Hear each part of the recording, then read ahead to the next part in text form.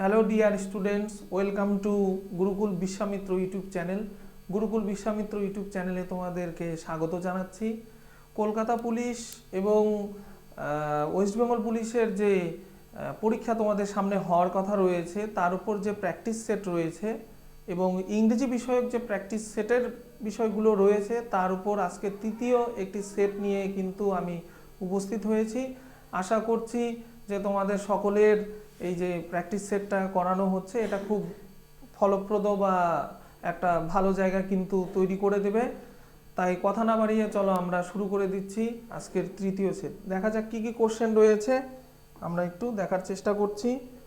আমাদের আজকের প্রথম প্রশ্ন যেটা রয়েছে সেটা নিয়ে দেখছি কি বলেছে, যে চেঞ্জ দ্য ভয়েস, অর্থাৎ ভয়েস বা বাচ্য পরিবর্তন, ভয়েস চেঞ্জ করতে হবে।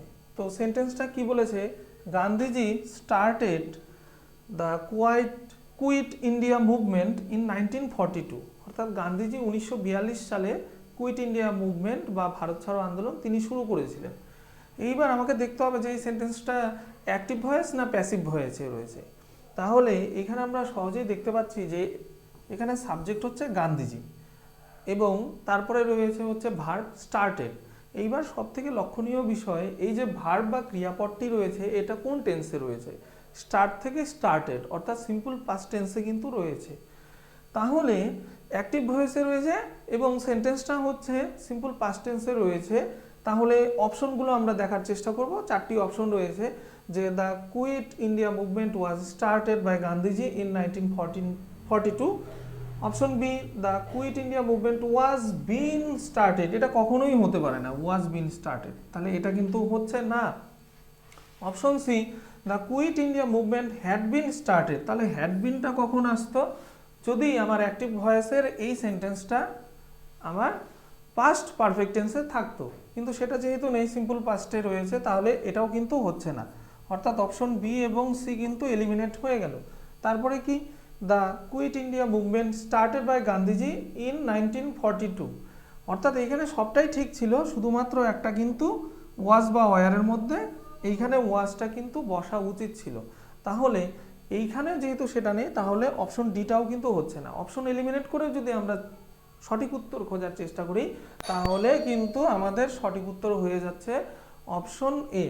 তাই আমার সঠিক উত্তর হচ্ছে অবজেক্ট কি, দি কুইট ইন্ডিয়া মুভমেন্ট।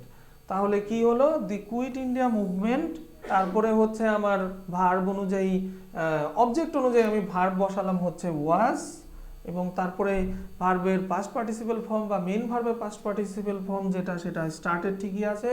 বাই কার দ্বারা, কার দ্বারা হচ্ছে বাই গান্ধীজি ইন 1942। তাহলে আমার 1 নম্বর প্রশ্নের সঠিক উত্তর হচ্ছে অপশন এ। তারপরে প্রশ্ন আমরা দেখার চেষ্টা করছি, কি বলেছে, find out the error part of the following sentence, অর্থাৎ এরর কারেকশন বলেছে। If you don't find any error, comma, your answer is no error. অর্থাৎ এরর কারেকশন এইরকম একটা টপিকের উপরে এইখানে কিন্তু রয়েছে। সেন্টেন্সটা কি একটু পড়ার চেষ্টা করি। Many persons must have read the Arabian Nights which is very interesting. এইখানে গিয়ে সেন্টেন্সটা শেষ হচ্ছে এবং তারপরে রয়েছে নো এরর, অর্থাৎ এই তিনটি পার্টের কোনো অংশে যদি তোমার ভুল না থাকে, তাহলে তোমার অপশন কিন্তু নো এরর হয়ে যাবে। অর্থাৎ এই ক্ষেত্রে যেটা রয়েছে অপশন ডি। তাহলে আমরা একটু বোঝার চেষ্টা করি, সেন্টেন্সটা আবার বলবো। Many persons must have read, অর্থাৎ অনেক ব্যক্তি বা অনেক মানুষই মাস্ট হ্যাভ রেড, তাহলে হ্যাভ রেড মানে পড়েছে, মাস্ট হ্যাভ রেড মানে হচ্ছে অতি অবশ্যই পড়ে থাকবে। তাহলে বাংলাটা করলে দাঁড়াচ্ছে many persons must have read, অর্থাৎ অনেক লোকই অবশ্যই পড়ে থাকবে। কি পড়ে থাকবে, দি অ্যারাবিয়ান নাইটস, অর্থাৎ অ্যারাবিয়ান নাইটস বা আরব্য রজনী, হুইচ ইজ ভেরি ইন্টারেস্টিং, যেটা হচ্ছে মানে কোনটা, দি অ্যারাবিয়ান নাইটস। এখানে অ্যাডজেক্টিভ ক্লজের কিন্তু ব্যাপারটা রয়েছে, সেটাও একটু বলে দিলাম। তাহলে হুইচ ইজ ভেরি ইন্টারেস্টিং, যেটা হচ্ছে বেশ মজাদার। তাহলে এখানে কি কোনো ভুল আছে, দেখি একবার। Many persons must have read the Arabian Nights which is very interesting. তাহলে এইখানে কিন্তু গ্রামাটিক্যালি কোনো এরর বা ভুল কিন্তু নেই, তাই এর সঠিক উত্তর হয়ে যাবে নো এরর, অর্থাৎ আমার option D will be the correct answer বা রাইট অ্যান্সার। বোঝা গেল। তারপরে প্রশ্নে আমরা যাচ্ছি কোশ্চেন নাম্বার 3। বলেছে feel in the blank with, feel in the blank হবে যাই হোক, উইথ সুইটেবল ওয়ার্ড, অর্থাৎ শুদ্ধ বা উপযুক্ত শব্দ বসিয়ে আমাদেরকে কি করতে হচ্ছে, এইখানে শূন্যস্থানটা কিন্তু পূরণ করতে হচ্ছে। কি বলেছে, ইট is time we dash something to stop road accident. এটাই হচ্ছে মোক্ষম সময় বা উপযুক্ত সময়, সব থেকে ভালো সময়, সব থেকে মানে যে সময়টা খুবই দরকার, এটাই হচ্ছে আদর্শ সময়। কি, উই ড্যাশ, আমরা কিছু একটা এইখানে করার ব্যাপার আছে আর কি, ডু ডিড ডাজ রয়েছে আর হ্যাড ডান বেটার এরকম। Something to stop road accident, অর্থাৎ পথ দুর্ঘটনা বা রোড অ্যাক্সিডেন্টকে যদি বন্ধ করতে হয়, এটাই হচ্ছে সব থেকে আদর্শ সময় বা সব থেকে গুরুত্বপূর্ণ সময়। তো একটা জিনিস বলে দিচ্ছি যে it is time, it is time বা it is high time, it is high time, এরকম যদি তোমার কাছে ফ্রেজ থাকে তাহলে তারপরে হচ্ছে তোমার এই ক্ষেত্রে হয়ে যাচ্ছে হচ্ছে সাবজেক্ট, তারপরে হচ্ছে NV2 অর্থাৎ মেন ভার্বের সেকেন্ড ফর্ম বা পাস্ট ফর্মটা কিন্তু বসানো উচিত। এটা হচ্ছে নিয়ম। ইট ইজ টাইম বা ইট ইজ হাই টাইম, এই সমস্ত যদি ফ্রেজ থাকে তাহলে তোমার সাবজেক্টটা আসবে এবং তারপরে যে ভার্বটা আসবে মেইন ভার্ব তার সেকেন্ড ফর্মটা কিন্তু বসবে। তাহলে এইখানে সেই নিয়ম অনুযায়ী আমার অপশন বিটা হচ্ছে সঠিক, কেননা ডু ডিড ডাজ যেগুলো রয়েছে তার মধ্যে ডিডটা হচ্ছে ভার্বের, অর্থাৎ ডু ভার্বটা যেটা এখানে মেন ভার্ব হিসেবে রয়েছে তার সেকেন্ড ফর্ম বা পাস্ট ফর্মটা কিন্তু বসবে, সিম্পল পাস্ট ফর্মটা বসবে। তাই আমার কত নম্বর প্রশ্ন, এটা 3 নম্বর প্রশ্ন বা কোশ্চেন নাম্বার 3, এই 3 নম্বর প্রশ্নের সঠিক উত্তর হয়ে যাচ্ছে কিন্তু অপশন বি অর্থাৎ ডিড। তাহলে সেন্টেন্সটা কি দাঁড়ালো, ইট is time we did something to stop road accident, অর্থাৎ রোড অ্যাক্সিডেন্ট থামানোর জন্য বা একে স্টপ করার জন্য এটাই হচ্ছে সব থেকে ভালো সময়, আদর্শ সময় বা এটাই হচ্ছে উপযুক্ত সময়, আর দেরি করা কিন্তু চলবে না। তারপরে আমরা 4 নম্বর প্রশ্নে যাচ্ছি, ফিল ইন দ্য ব্ল্যাঙ্ক, অর্থাৎ এখানে ব্ল্যাঙ্কস হবে না, এসটা হচ্ছে না, feel in the blank with appropriate preposition, অর্থাৎ অ্যাপ্রোপ্রিয়েট প্রিপজিশন বসিয়ে শূন্যস্থানটা পূরণ করা। এইখানে কিন্তু একটা জিনিস বোঝার আছে, বলে দিচ্ছি পরে। বলেছে হি ডাইড ড্যাশ হার্নেস, অর্থাৎ এটা কিন্তু একটা ইডিওমেটিক ফ্রেজ বা ইডিওমের কিন্তু ব্যবহার কিন্তু রয়েছে, ডাইন হার্নেস, অর্থাৎ ডাইন হার্নেস মানে হচ্ছে কর্মরত অবস্থায় মারা যাওয়া। এই জন্য এইখানে সঠিক উত্তর হবে হচ্ছে গিয়ে ইন, অর্থাৎ হি ডাইড, তিনি মারা গিয়েছিলেন বা সে মারা গিয়েছিল। ইন হার্নেস মানে হচ্ছে কর্মরত অবস্থায়, অর্থাৎ ডাইন হার্নেস মানে হচ্ছে one who died while in service, অর্থাৎ যখন কেউ একজন কর্মরত অবস্থায় মারা যায় সেই ক্ষেত্রে কিন্তু ডাইন হার্নেস এই ইডিয়মটা ব্যবহৃত হয়। এটা জানা থাকলেই এর উত্তর করাটা কিন্তু খুব সোজা। আশা করছি সবাই বুঝতে পেরেছো।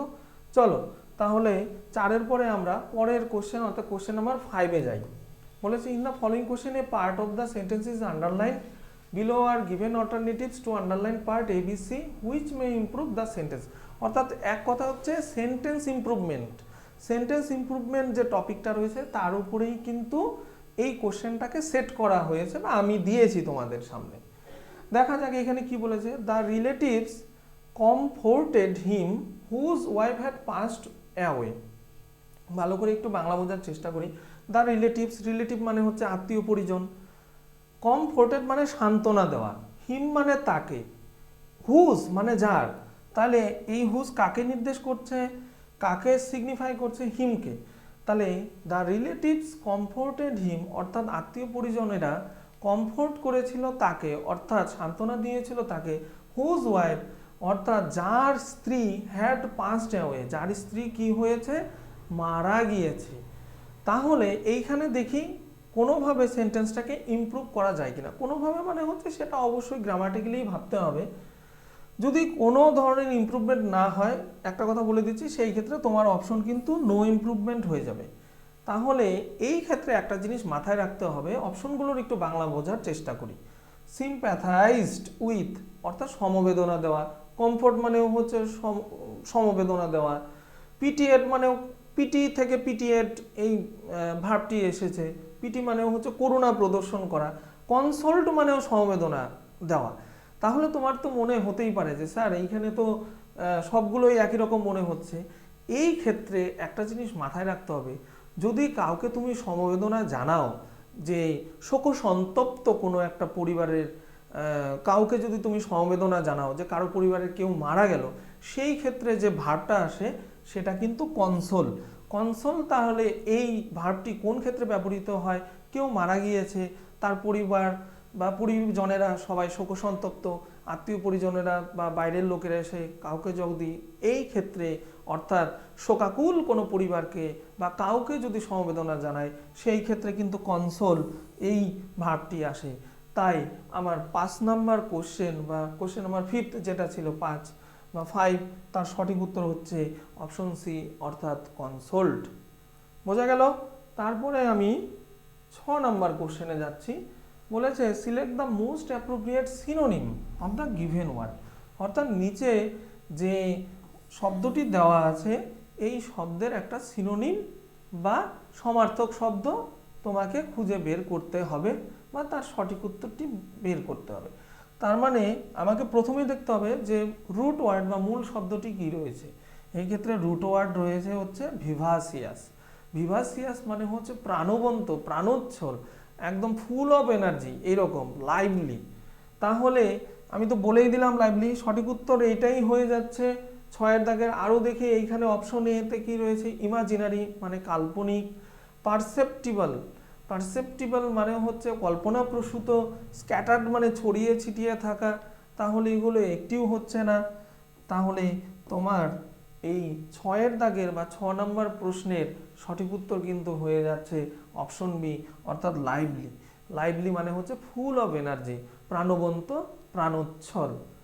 তারপরে দেখি কোশ্চেন নাম্বার 7-এ কি রয়েছে, select the most appropriate antonym অর্থাৎ বিপরীত শব্দ অফ দ্য গিভেন ওয়ার্ড। এইবার এইখানে মূল শব্দ বা রুট ওয়ার্ডটা কি রয়েছে, টেন্ট। টেন্ট মানে হচ্ছে কলঙ্ক। এইবার এই কলঙ্কের বিপরীত বা কলঙ্কিত করা, কলঙ্ক, এই জাতীয় কাউকে কোনো কিছু ব্লেম করা, এর বিপরীত শব্দটাকেই তোমাকে কিন্তু খুঁজে বের করতে হচ্ছে। তাহলে কনস্ট্রাক্ট মানে হচ্ছে তোমার কোনো কিছু সংগঠন করা, সংগঠিত করা। পিউরিটি মানে হচ্ছে পবিত্রতা। রিপেয়ার মানে হচ্ছে সংস্কার সাধন। এবং তোমার সঠিক উত্তর হয়ে যাচ্ছে ক্লিয়ার, অর্থাৎ কাউকে কোনো কিছু থেকে অ্যাকুইট অফ অর্থাৎ দোষমুক্তি করা বা কাউকে দোষমুক্ত করা। তাই টেইন্টের একদম বিপরীত শব্দ যদি ধরি তাহলে কিন্তু হয়ে যাচ্ছে সঠিক উত্তর ক্লিয়ার। তাহলে আমার 7 দাগের 6-এতে ছিল একটা সিনোনিম এবং 7-এ হচ্ছে একটা অ্যান্টোনিম রয়েছে।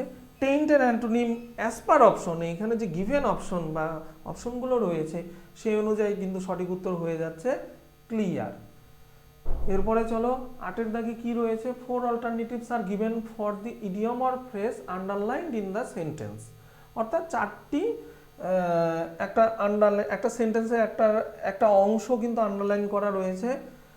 ফলো হিজ নোজ, এই অংশটা যে when he asked me the way to the cafeteria, comma, এখানে কমা হবে, যখন আমাকে সে জিজ্ঞাসা করেছিল যে ক্যাফেটেরিয়াটা যাওয়ার বিষয়টা কি আছে, মানে রাস্তাটা কি রয়েছে, সেই রাস্তাটা কোন দিকটা ক্যাফেটেরিয়া যাওয়ার, ক্যাফেতে যাওয়ার বা ক্যাফেটেরিয়াতে যাওয়ার রাস্তাটা কোন দিকটা, I told him to follow his nose. অর্থাৎ এই ফলো হিজ নোজ এটা একটা ইডিওমেটিক ফ্রেজ বা একটা ইডিয়ম এক কথায় বলতে গেলে। তাহলে ফলো হিজ নোজ এই ইডিয়মটার মানেই কিন্তু তোমার কাছ থেকে জানতে চাইছে। তাহলে দেখি ফলো হিজ নোজ এটার মানেটা জানা কিন্তু প্রথমত জরুরি। ফলো হিজ নোজ মানে হচ্ছে তোমার একদম নাক বরাবর সোজাসুজি যাওয়া। ফলো হিজ নোজ মানে হচ্ছে নাককে অনুসরণ করা, যদি আক্ষরিক বাংলা করি ব্যাপারটা অনেকাংশে সেই রকমই। তাই আমি তো বলেই দিলাম এখানে সঠিক উত্তর হয়ে যাচ্ছে টু গো স্ট্রেইট অ্যাহেড, অর্থাৎ একদম সামনের দিকে কিন্তু কি করা, চলে যাওয়া, একদম নাক বরাবর চলে যাওয়া, সোজাসুজি চলে যাওয়া, এদিক ডান দিক বা দিক না করে একদম সোজাসুজি কিন্তু চলে যাওয়া, সেটাই হচ্ছে ফলো হিজ নোজ। বলেছে অপশন এতে to find it by himself, অর্থাৎ নিজেই ওই জিনিসটাকে খুঁজে বের করা। টু আস্ক সামওয়ান এলস, অর্থাৎ কাউকে অন্য কিছু জিজ্ঞাসা করা। টু ফলো মি, অর্থাৎ আমাকে অনুসরণ করা। তো এইগুলো একটাও কিন্তু হচ্ছে না। তাহলে কোনটা হচ্ছে টু গো স্ট্রেইট অ্যাহেড, অর্থাৎ সামনের দিকে সোজাসুজি, সামনের দিকে নাক বরাবর এদিক ওদিক না করে সোজাসুজি চলে যাওয়া, সেটাই হচ্ছে টু গো স্ট্রেইট অ্যাহেড। অর্থাৎ এই ক্ষেত্রে যেটা চেয়েছিল একটা ইডিওমেটিক ফ্রেজ বা ইডিয়ম, সেই ইডিয়মের যে মিনিং, সেই মিনিংটাই চাওয়া হয়েছিল। এই প্রশ্নের মুখ্য প্রতিপাদ্য বিষয় সেটাই ছিল। তারপরে প্রশ্ন 9 number, in the following question out of the four alternatives select the alternative which is the best suitable of the phrase or group of words। আচ্ছা, এক কথায় এইখানে বলতে গেলে হচ্ছে ওয়ান ওয়ার্ড সাবস্টিটিউশন বা এক কথায় প্রকাশ। কি বলেছে? One who place for pleasure, অর্থাৎ একজন যিনি খেলেন প্লেজার বা আনন্দের জন্য, রেদার দেন, বরং কিসের তুলনায়, rather than as a profession, অর্থাৎ পেশা হিসেবে না খেলে যে কিনা কোনো একটা খেলা খেলে বা কোনো একটা, এই ক্ষেত্রে আমি বলবো কাজের কথা, কোনো একটা কাজ করে কিসের জন্য? শুধুমাত্র আনন্দ পাওয়ার জন্য। ধরো তুমি অবসর সময়ে তুমি ক্রিকেট খেলো বা ফুটবল খেলো, কিন্তু তোমার মেন যে কাজ, তুমি হচ্ছে স্টুডেন্ট, তোমার একটা চাকরি দরকার, প্রতিষ্ঠিত হওয়া দরকার, পড়াশোনাটাই তোমার হচ্ছে মেন কাজ, প্রধান কাজ।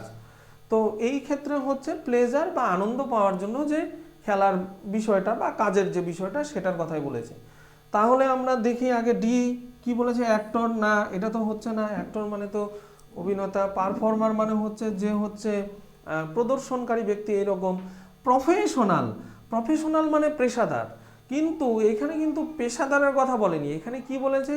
এইখানে বলেছে অপেশাদারের কথাটা, অর্থাৎ যে কিনা প্রফেশন হিসাবে না খেলে কোনো একটা বিষয়কে সে কি হিসাবে কাজটা করে, প্লেজার বা আনন্দ পাওয়ার জন্য, প্লেজার বা আনন্দ পাওয়ার জন্য।